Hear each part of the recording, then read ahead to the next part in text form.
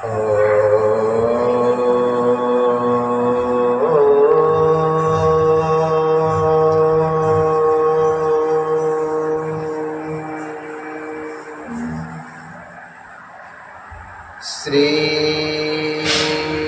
गणेशाय नमः। ओम श्री रामाभ्याय नमः। ओम श्री हरिनारायणाभ्याय नमः। ओम श्री महेश्वराभ्याय नमः। ओम श्री हनुमताभ्याय नमः।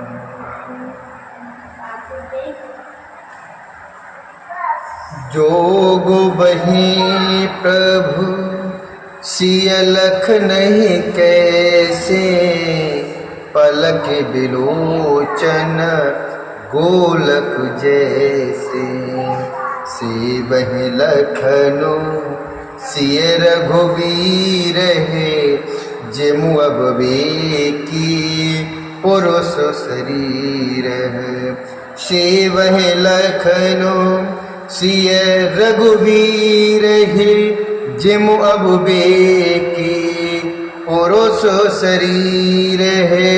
ए विद प्रभु बन बसहि सुखारी, खगु मृग सुरता पशहितकारी। कहूँ राम बन गवनु सुहावा, सुनहु सुमंत्र अवधि जिमि आवा।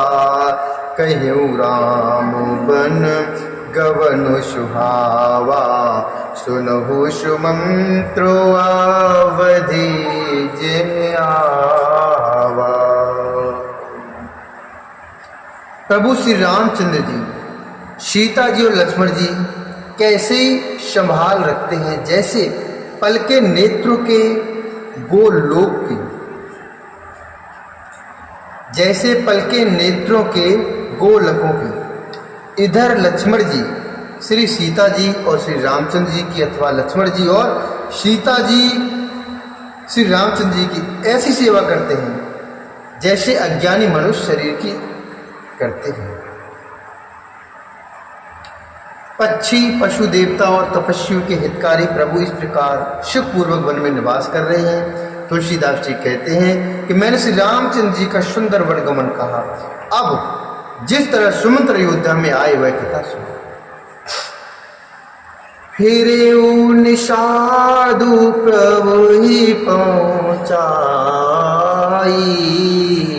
सचिव सहित रथ देख से आई।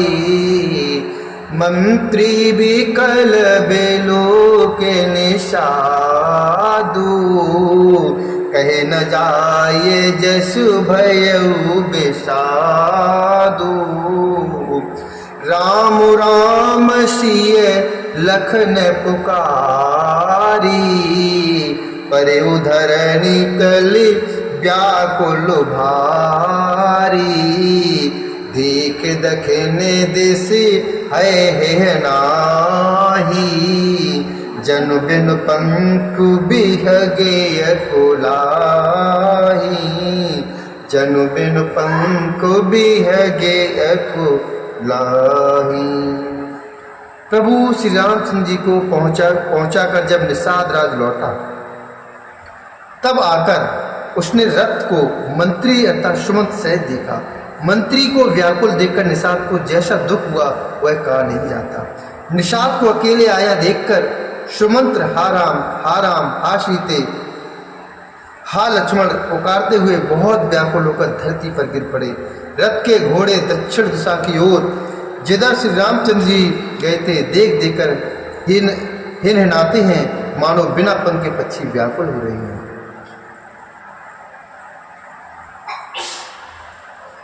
नहीं तृण चरहिन पियहि जलो, मोचहि लोचन बारी।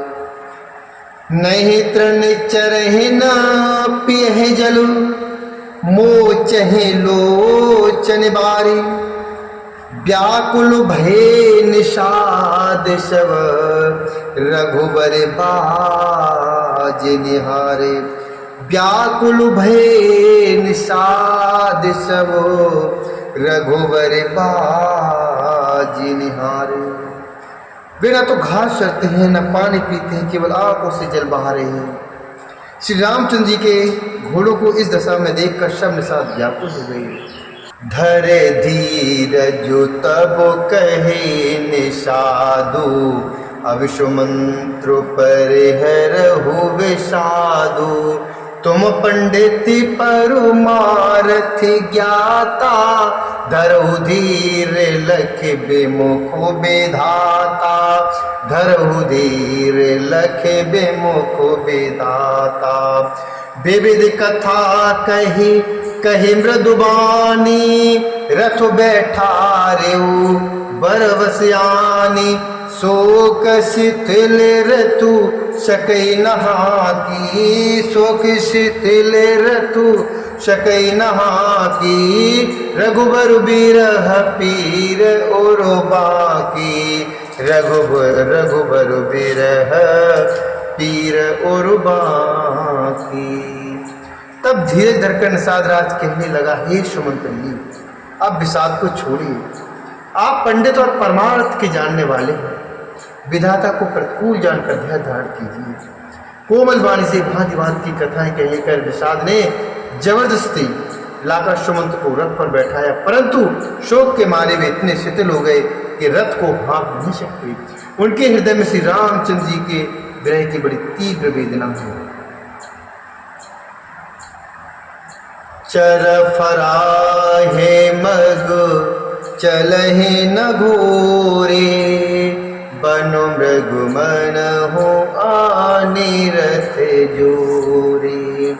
अड़के अड़के परे फिर रहे पीछे, राम वियोग बेकल दुख टीछे। जो कहे राम लखन बेदेही, हिंकर हिंकर हित हे रहते ही। बाजी बिरगते कहे के निजाते, बिनु मन फने को बेकल जे भांति। बिनु मन फने को बेकल जे भांति। घोड़े तड़फड़ाते हैं और ठीक रास्ते पर नहीं चलते, मानो जंगली पशु लाकर रथ में जोत दिया गया हो। अर्थात मानो जंगली पशु लाकर रथ में जोत दिए गए हों। वे श्री रामचंद्र जी के वियोग घोड़े कभी ठोकर खाकर गिर पड़ते हैं, कभी घूमकर पीछे की ओर देखने लगते हैं। वे तीक्ष्ण दुख से व्याकुल हैं। जो कोई राम लक्ष्मण या जानकी का नाम लेता है, घोड़े हिकर हिकर कर उसकी ओर प्यार से देखने लगते हैं। घोड़ों की विरह दशा कैसे कही जा सकती है? वे ऐसे व्याकुल हैं जैसे मणि के बिना सांप व्याकुल होता है। भयउ निषादु विषादु बसु, देखत सचिव तुरंग। बोल सुसेवक चारितव, दिए सारथी संग। बोल सुसेवक चारितव, दिए सारथी संग।